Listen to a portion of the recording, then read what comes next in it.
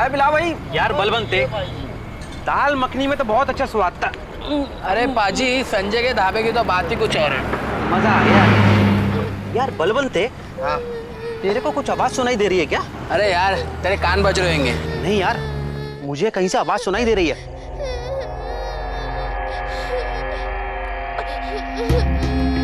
अरे हाँ यार, मुझे भी आवाज सुनाई थी। चल देखते हैं। चलो।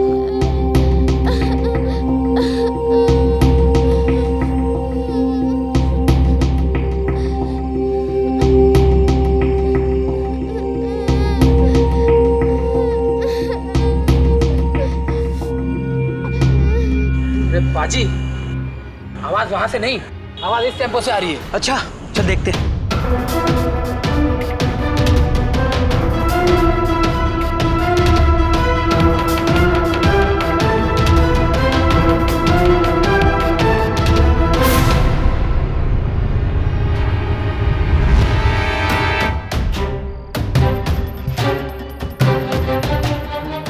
ये क्या? इसमें तो लड़की है। ए लड़की, कौन है तू? क्या नाम है तेरा? कहाँ से आई है? पाजी, मुझे तो कुछ गलत बात मालूम पड़ती है। इस टेम्पो का ड्राइवर कौन है? कौन है टेम्पो का ड्राइवर? जल्दी आ इधर। अरे क्या हो गया भाई? क्या शोर काहे मचा रहे हो? ओए, इधर आओ। अरे आ रहे भाई। पाजी, मुझे तो ये गलत मामला लगता है। अरे मैं हूँ इसका ड्राइवर, बता भाई क्या हो गया? तो तू है वो कमीना? ये लड़की कौन है? कहाँ से लेके आया है? कौन सी लड़की? किधर आई लड़की? है तूने इसके साथ? देख। अरे मैं ऐसी लड़की को किसी को नहीं जानता हूँ यार। ये लड़की कहाँ से आई? नहीं जानता तो लड़की आई कहाँ से? भाई ये लड़की कहाँ से आ गई मेरे टेम्पो में? मुझे कुछ नहीं पता। मेरी बात सुनो यार। अरे ये पाजी, इसकी बात सुनो मत। 1974 में बनी नेशनल पॉलिसी भारत में बच्चों की पहली पॉलिसी थी जिसमें उन्हें देश की प्रथम धरोहर का अधिकार दिया गया। लेकिन उसी देश में अपराध की एक सनसनीखेज घटना में एक 10 साल की रोती भिलकती मासूम बच्ची को लावारिस हालत में एक माल ढोने वाले टेम्पो में पाया गया। जिस हाल में वो पाई गई उससे ऐसे ही लग रहा था जैसे वो बच्ची नहीं बल्कि सामान हो जिसे टेम्पो में लाद कर ले जाया जा रहा हो। उत्तर प्रदेश के शहर इलाहाबाद के पास घटने वाली ये दिल दहलाने वाली घटना से यह साफ जाहिर होता है कि बच्ची के साथ बेहद ही गलत सलूक हुआ था। लेकिन सवाल यह उठता है कि कौन थी ये बच्ची और कौन था जिम्मेदार उसकी इस हालत का और कहां था उसका परिवार?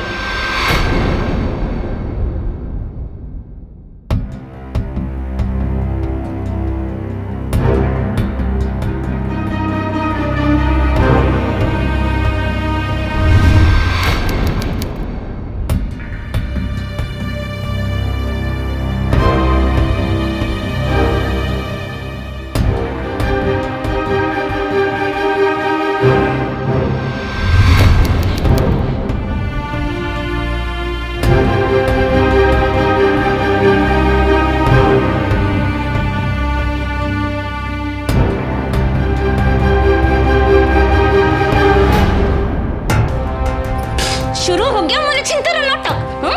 उठ। फिर तू बोले कि दुनिया वाले से कि सौतेली माँ ने मारा है। अब बंद कर अपना ये बीमारी का ढोंग, समझी? चल उठ के चुपचाप काम कर, समझी? लेकिन बहुत मारूंगी तुझे।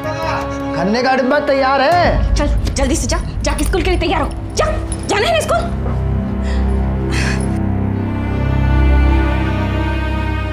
आप भी ना जब देखो तब दूर दूर रहते हैं, कभी कभी हमारे पास ही बैठ जाया करो। और 1000 बार मना किया है ना, उसका नाम हमारे साथ मत जोड़ा करो। हमको भी नरक में भिजवाओगे का? धीरे बोलो, बेचारी सुन लेगी तो सदमा पहुंचेगा। आप पे ना काला जादू करके रखा है उसने। अरे छोड़ो भी अब, लाओ हमारा खाने का डिब्बा दो, उनके स्कूल में बुलाया है हमको। अच्छा बाबा देते हैं, लेकिन एक बात कान खोल के सुन लो, इतना सारा घर का काम ना अकेले हमसे नहीं होगा। एक नौकरानी ले आओ वरना ठीक नहीं होगा।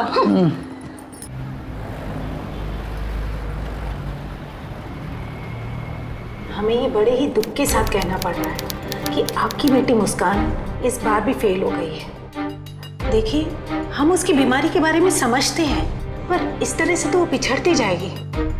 अच्छा होगा आप उसके लिए ट्यूशन लगवा दें। प्राचार्य जी, हम बहुत गरीब आदमी हैं। आप तो जानती हैं कि मुस्कान बचपन से ही खून की बीमारी से त्रस्त है। हर महीने उसका खून बदलना पड़ता है। मैं कर्ज लेके इधर उधर से सब कर रहा हूँ। और बोझ मत डालिए मुझ पर, मुझे क्षमा कर दीजिए। देखिए प्लीज आप ऐसा ना करें। हम स्कूल कमेटी के सामने आपकी समस्या को जरूर रखेंगे, क्योंकि हम खुद चाहते हैं कि मुस्कान आगे आए, वो खूब पढ़े लिखे। मैं आउट हुआ था। तू आउट हुआ था। तू आउट हुआ था। नहीं, तू आउट हुआ था, तू नहीं देगा। मैंने कह दिया तू आउट हुआ था। नहीं कहा।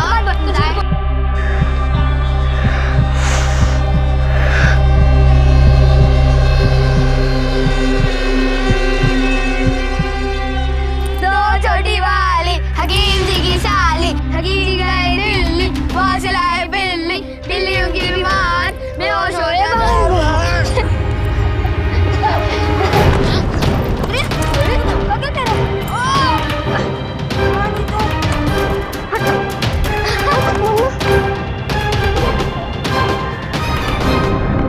तो ऐसे मेरे लिए कब तक लड़ता रहेगा?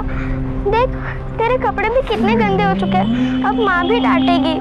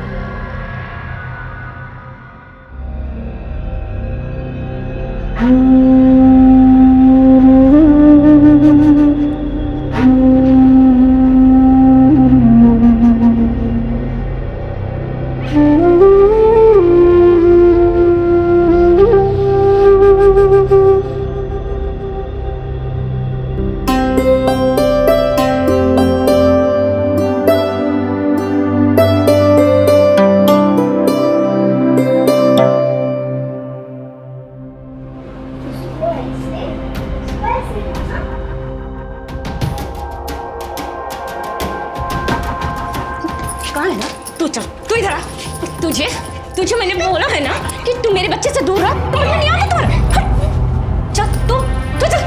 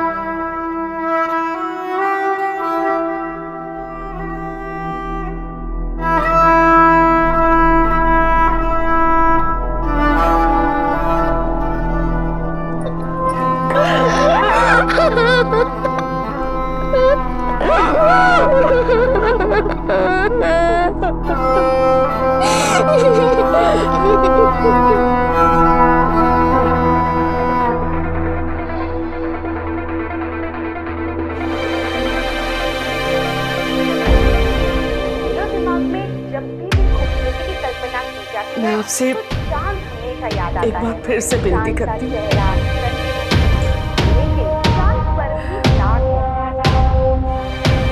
आप मुझे मुस्कान दे दो।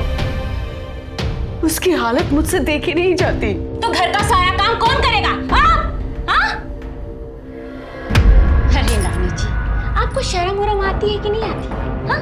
कितनी बार समझाया मैंने, लेकिन आप हैं कि बस एक की रट लगाई रहती है, मुस्कान को ले जाने दो, मुस्कान को ले जाने दो। जब मैंने मना कर दिया कि वो यहाँ से नहीं जाएगी तो नहीं जाएगी। अब आप यहाँ हमारा मुंह का देख रही हैं? जाएंगी कि हमको खा जाएंगी? जाइए। मैं उसे पार्क में ले जाऊं? ले जाओ। इधर उधर घुमाने से हमने मना किया है कभी?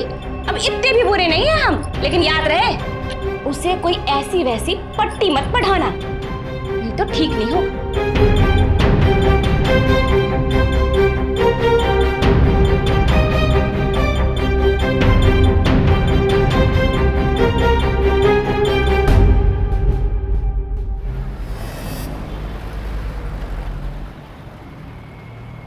एक अच्छी सी रानी थी और उसकी एक प्यारी सी राजकुमारी थी। दोनों बहुत खुश थे, बहुत खेलते थे। पर एक दिन भगवान ने उस रानी को अपने पास बुला लिया और छोटी सी राजकुमारी अकेली रह गई। एक दिन राजा ने दूसरी शादी कर ली। वो रानी को लेके आया, लेकिन वो रानी नहीं थी, रानी के भेष में डायन थी, जो छोटी सी प्यारी सी राजकुमारी पे बहुत अत्याचार करती थी।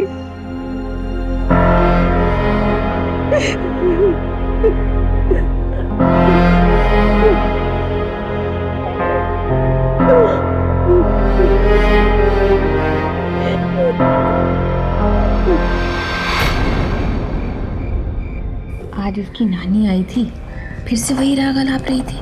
मुस्कान मुझे दे दो, उसका अधिकार मुझे दे दो। हमने तो साफ मना कर दिया, हम नहीं देंगे अपनी मुस्कान को।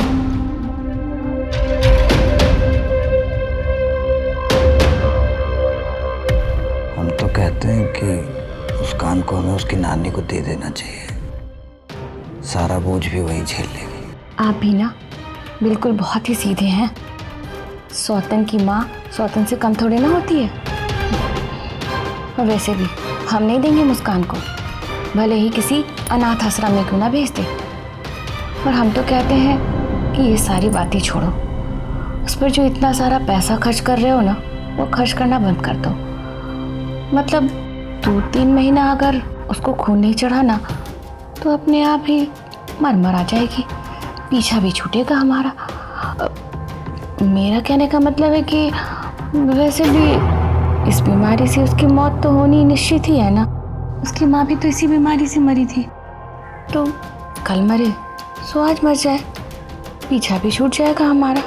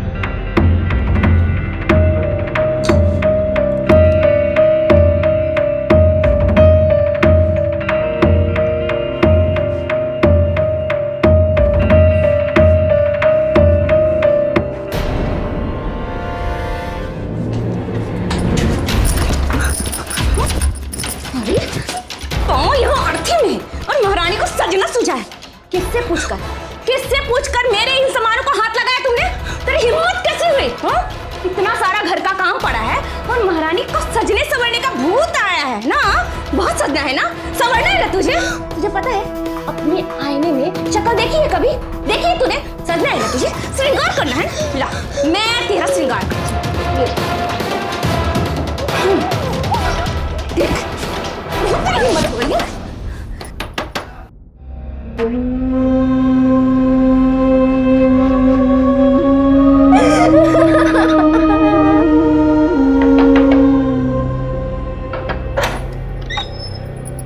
नमस्ते। यहाँ किसी काम से आई थी, सोचा मुस्कान से मिलती जाऊं। ये कौन सा तरीका है? हाँ, जब दिल किया मुंह उठाई और चली आई। कुछ देर के लिए बुला दीजिए, बस यहीं अंदर मिल के चली जाऊंगी। मुस्कान नहीं है घर पे, वो अपने बाबूजी के साथ बाहर गई है। और हाँ, अगली बार आना ना तो फोन करके आना, हम तुम्हारे नौकर नहीं बैठे हैं यहाँ पर। अब खड़ी खड़ी मुंह का देख रही हो, जाओ यहाँ से। कराऊंगी।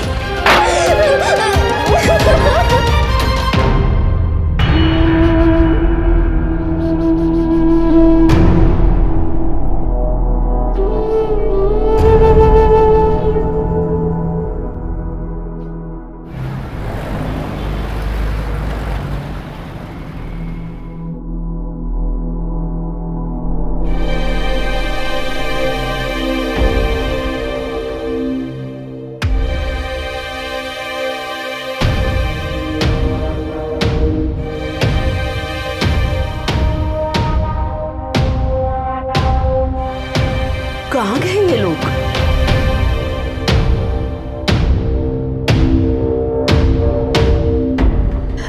नमस्ते बहन जी।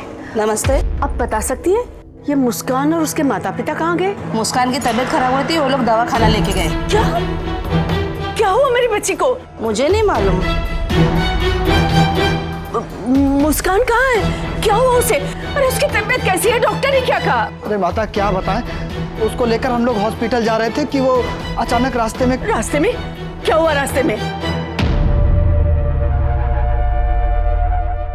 क्या बताएं, कामनी ने थोड़ा सा थप्पड़ मार दिया था बस, और वो रूठ कर ऐसी चली गई कि हम लोगों ने बहुत ढूंढा, कहीं नहीं मिली वो। चली गई?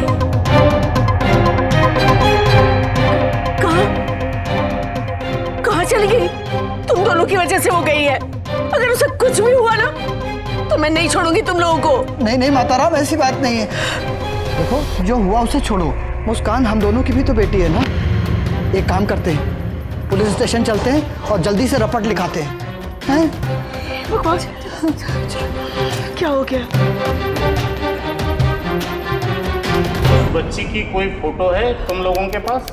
जी हाँ, ये देखिए, मेरी फूल सी बच्ची।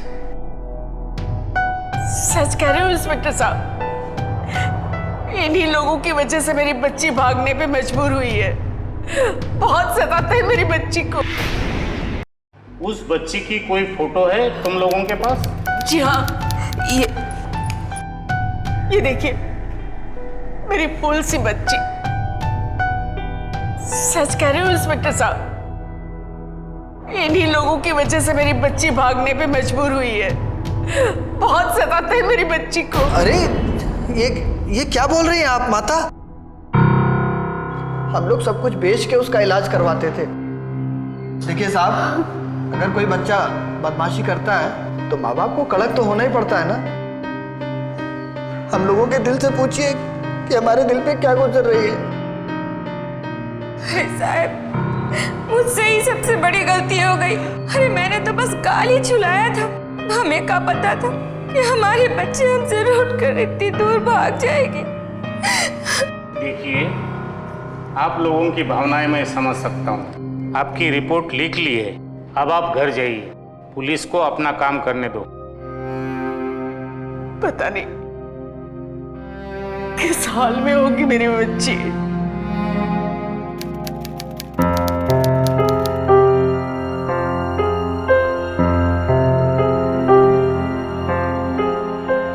इसके सर और शरीर पर बहुत सारी चोटें हैं। डर है कहीं इंटरनल ब्लीडिंग ना हो।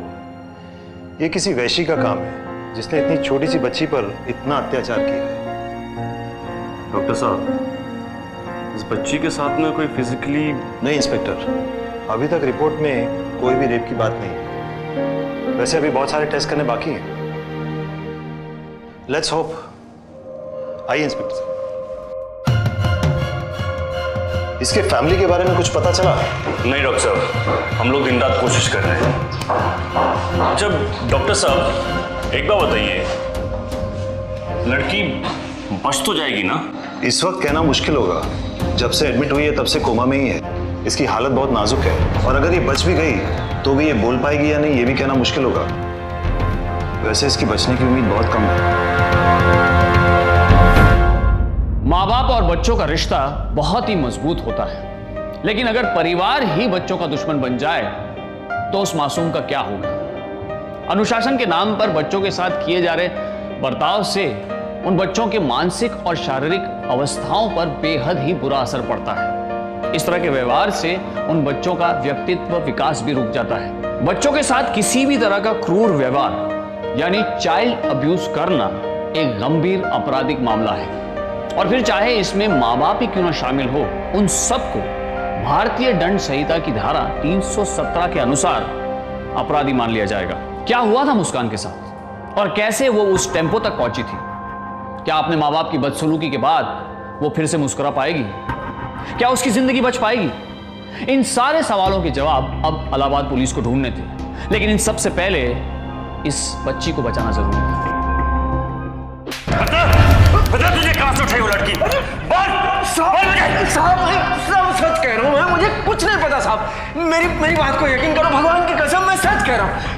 देख, मैं आगरा से कोलकाता जा रहा था ट्रक लेके। वो लड़की बीच में कहां से कैसे आ गई मेरे को कैसे पता चलेगा साहब? अरे जाके पता चलो। एक और मौका दे रहा हूँ अपना जुर्म कबूल करने, वरना तुझे मैं यहीं दफन कर दूंगा। अब भगवान की कसम खा रहा हूँ ना साहब, मुझे कुछ नहीं मालूम। मैं बिल्कुल नहीं जानता साहब वो लड़की कहां से किधर से आ गई साहब, मुझे कुछ नहीं मालूम।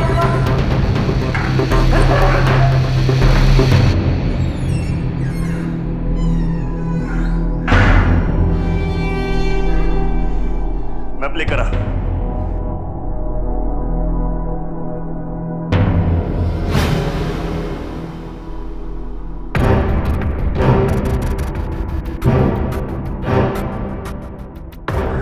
शर्मा,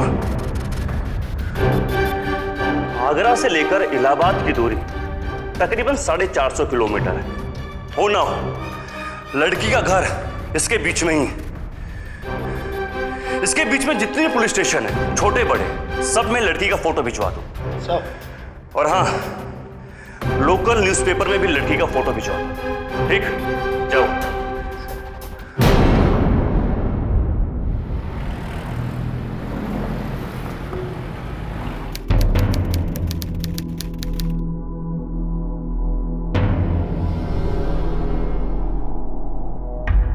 इंस्पेक्टर साहब, मेरी बच्ची।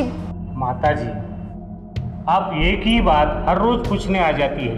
हम पूरी कोशिश कर रहे हैं। साहब, इलाहाबाद पुलिस स्टेशन से ये फोटो आया। ये देखो, एक केस खत्म नहीं हुआ, दूसरा शुरू हुआ।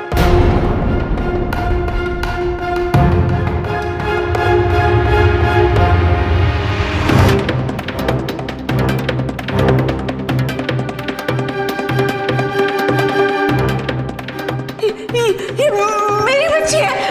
हाँ इंस्पेक्टर साहब, ये मुस्कान है, मुस्कान है ये। हाँ। माताजी धीरज रखिए, आप अच्छी तरह फोटो देखिए, शायद आपकी ये नाती ना हो। नहीं, मेरी आंखें धोखा नहीं खा सकती। करोड़ों की भीड़ में भी मैं मेरी बच्ची को पहचान लूंगी। हाँ इंस्पेक्टर साहब, ये मुस्कान है, मुस्कान है ये।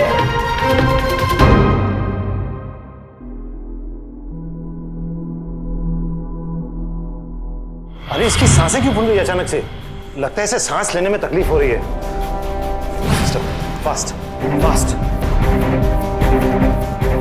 इतना सब कुछ हुआ, मुझे किसी ने कुछ बताया क्यों नहीं? रिपोर्ट्स कहाँ हैं? Fast sister.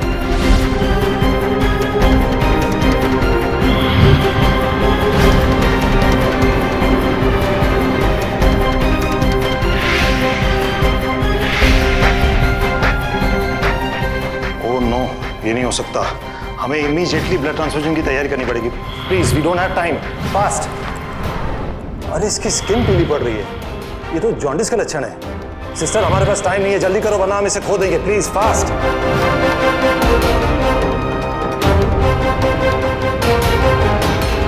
मुस्कान की टेस्ट रिपोर्ट पढ़कर डॉक्टर्स हैरान थे, क्योंकि वो थैलेसीमिया जैसी गंभीर बीमारी की शिकार थी और वो भी शुरुआती दौर में चल रही थी उसकी ये बीमारी। इसमें महीने में एक बार बच्चे का खून बदलकर ही उसके जीवन को बचाया जा सकता है। मुस्कान के परिवार को उसकी कोई फिक्र नहीं थी, लेकिन अजनबियों ने मिलकर इस खतरनाक हालत से उसे फिलहाल बचाए रखा था।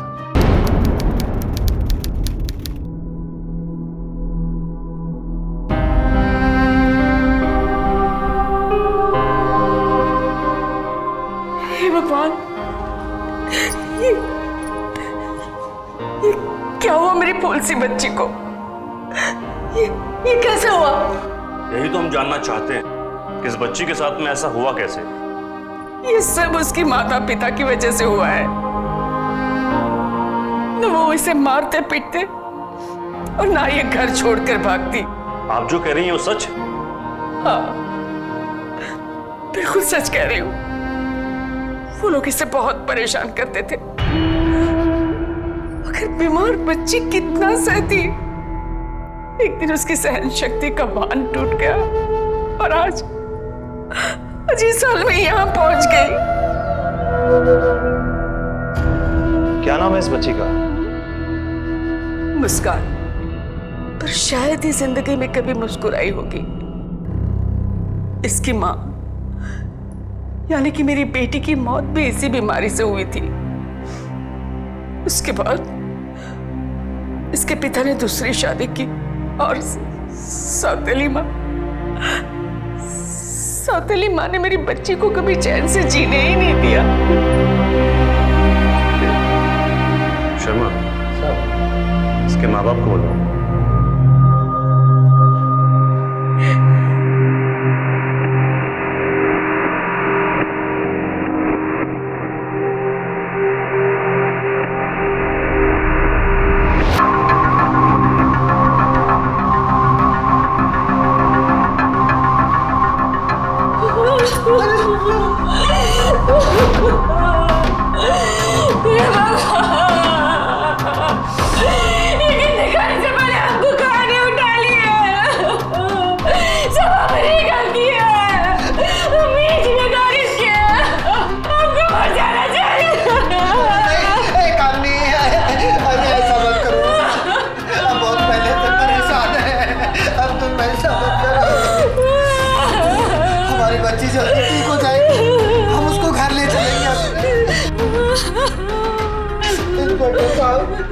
जिसने भी किया है उसको छोड़ना मत।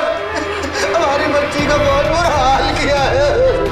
धीरज रखो, जो भी मुजरिम है उसे सजा जरूर मिलेगी।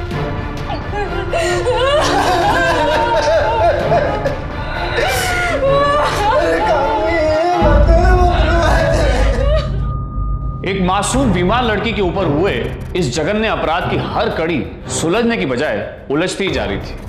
आखिर मुस्कान की इस हालत का असली जिम्मेदार कौन था? क्या उसके माँ बाप सच कह रहे थे या अपना जुर्म छुपा रहे थे? क्या किसी ने उसका अपहरण किया था और उसे इस अंजाम तक पहुंचाया था, जबकि नानी माँ बाप को दोषी मान रही थी और माँ बाप टेम्पो ड्राइवर को? आखिर क्या हुआ था 14 अप्रैल को मुस्कान के साथ? कौन था असली मुजरिम? इंस्पेक्टर साहब, ये लोग सबकी आंखों में धूल झोंकने की कोशिश कर रहे हैं। इन पे भरोसा मत कीजिएगा। मुस्कान को इनके साथ मत जाने दीजिए, ये इसे मार डालेंगे। उस पर भरोसा कीजिए, ये लोग उसे खत्म कर देंगे। इंस्पेक्टर साहब, ये लोग उसे खत्म कर देंगे। तुम्हारा दिमाग खराब हो गया है क्या? हाँ, अब इसको घर लेके जाओगे?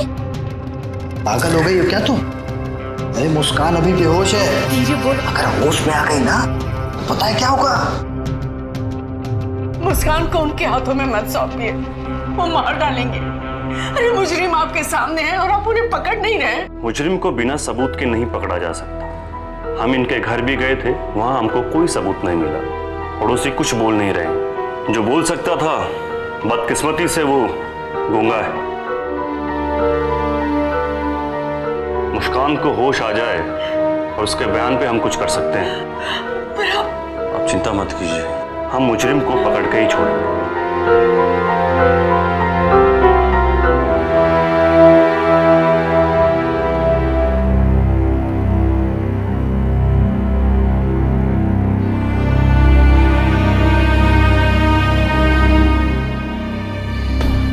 बड़ी आई हमसे मुस्कान को छीनने वाली। मुस्कान को मुझे दे दो। हाँ। अब देखना तुम्हारी मुस्कान के साथ ना इससे भी ज्यादा बुरा हाल करेंगे हम। और कर लेना जो करना होगा तुमको। उसे कुछ मत करना, मैं तुम्हारा हाथ जोड़ती हूँ, उसे कुछ मत करना। मुस्कान मुझे दे दो, मैं जिंदगी भर तुम्हारी आभारी रहूंगी।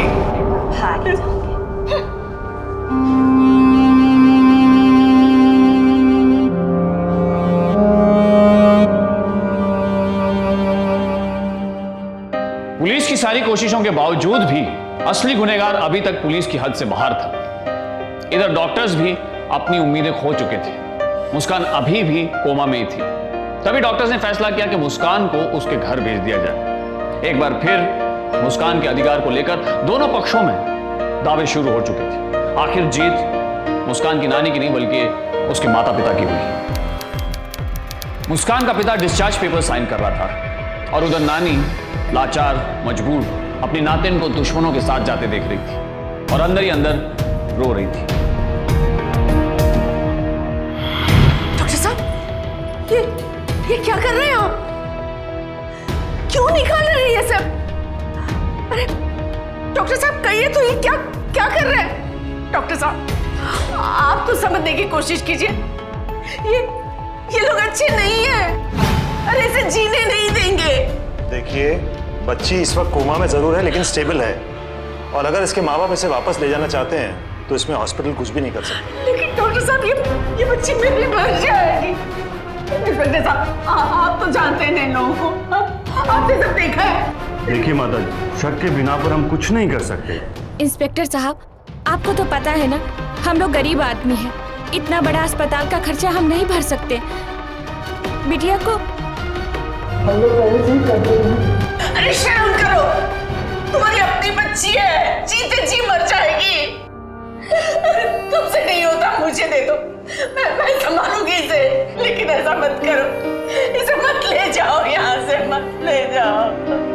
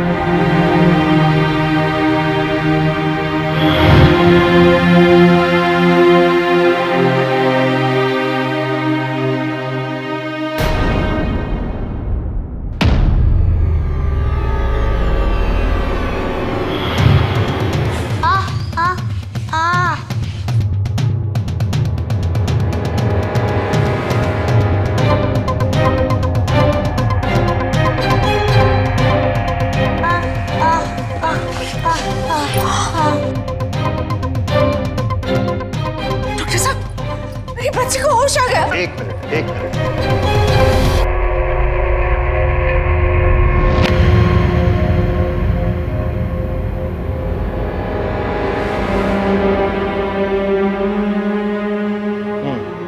She is out of coma. एक मिनट डॉक्टर साहब, एक मिनट डॉक्टर साहब। बेटा मुझे बताओ कि किसने मारा तुमको, किसने किया सब कुछ तुम्हारे साथ में? बताओ, डरने की कोई बात नहीं है बेटा। हाँ बेटा। देखिए सुनिए, मैंने आपसे पहले भी कहा था, अगर ये बच्ची कोमा से बाहर आती भी है तो भी शायद ये बोल नहीं पाएगी। इशारा करके बताओ किसने किया तुम्हारे साथ में सब कुछ? हाँ मुस्कान, बताओ। मुस्कान दिखा दे। बताओ। मैं हूं ना यहाँ, डरो मत, बताओ। बताओ बताओ बेटा।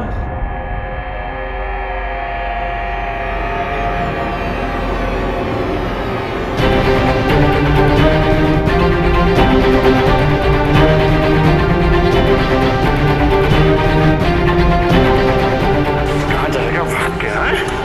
अब भाग के जाएगा। उस दिन न जाने मुझे क्या हो गया था।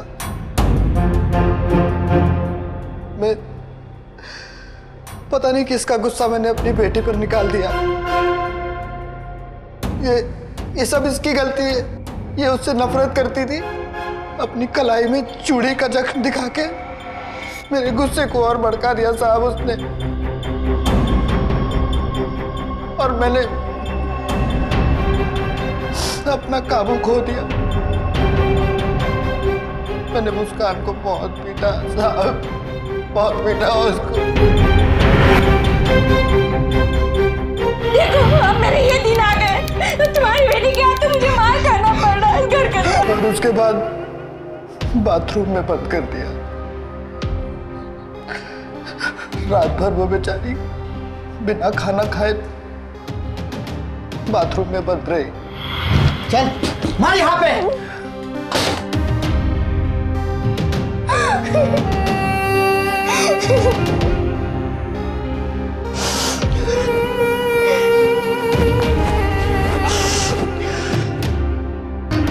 दूसरे दिन सुबह सुबह मेरी बीवी ने बताया कि मुस्कान दम घुट के मर गई है बाथरूम। नाटकबाज। ए, उठ। ए, मुस्कान, मुस्कान, मुस्कान।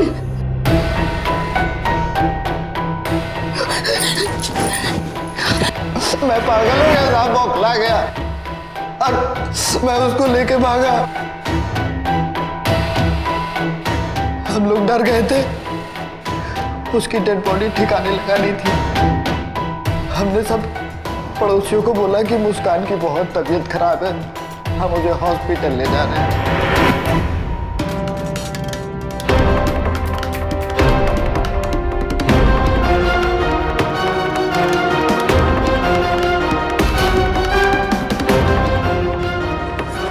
अरे क्या हुआ मुस्कान को? बहुत तबीयत खराब है, बहुत जल्दी से हॉस्पिटल ले जाना पड़ेगा। चलो जल्दी चलो। चाची मेरे बच्चे को थोड़ी देर के लिए रखो, मैं हॉस्पिटल से आ रही हूँ। ठीक है। दूसरा झूठ मैं बोला कि वो रास्ते में कहीं गुम हो गए। मुस्कान कहाँ है? क्या हुआ उसे? अरे उसकी तबीयत कैसी है? डॉक्टर ने क्या कहा? अरे माता क्या बताएं, उसको लेकर हम लोग हॉस्पिटल जा रहे थे कि वो अचानक रास्ते में। रास्ते में? क्या हुआ रास्ते में? क्या बताएं, कामनी ने थोड़ा सा थप्पड़ मार दिया था बस, और वो रूट कर ऐसी चली गई कि हम लोगों ने बहुत ढूंढा, कहीं नहीं मिली वो। और झूठ को सच में बदलने के लिए हमने पुलिस में रपट लिखा दी साहब। हमारी फैक्ट्री के पास एक चाय की टपरी है जहाँ पे बहुत सारे टेम्पो और ट्रक आके रुकते हैं जो बहुत दूर दूर जाते हैं। हमें इससे अच्छा ठिकाना कोई नहीं लगा, हमने वहीं पे मुस्कान को ठिकाने लगा दिया।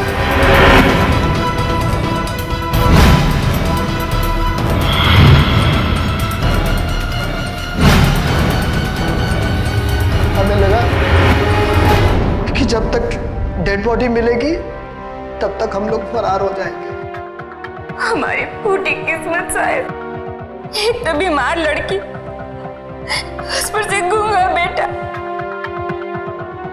उसकी बीमारी पे बहुत सारे पैसे खर्च हो जाते थे साहब। मुझे लगा उसे श्राप मिला है और उसके श्राप की वजह से वो बीमारी मेरे बेटे को भी लग जाएगी। बस यही कारण था हमारे नफरत का उससे। हमारी फूटी किस्मत साहब, एक तो बीमार लड़की, उस पर से गूंगा बेटा। सारे पैसे खर्च हो जाते थे साहब। मुझे लगा उसे श्राप मिला है और उसके श्राप की वजह से वो बीमारी मेरे बेटे को भी लग जाएगी। बस यही कारण था हमारी नफरत का उससे।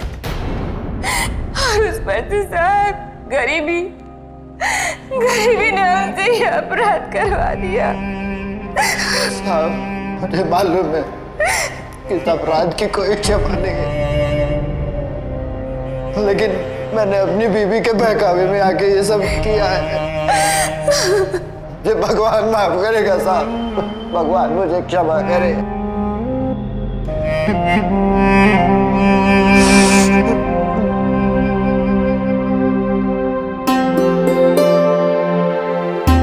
आखिर मुस्कान ने मुस्कुराई दिया। नानी हार कर जीत गई। मुस्कान और मुन्ना का अधिकार नानी को मिल गया।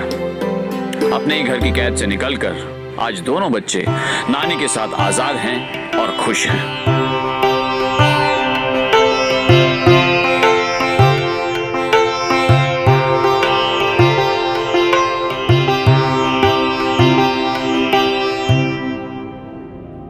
मुस्कान का पिता अपनी दूसरी पत्नी पर इल्जाम लगाकर बच नहीं सकता था। वो पूरी तरह से इस क्रूर अपराध में शामिल था।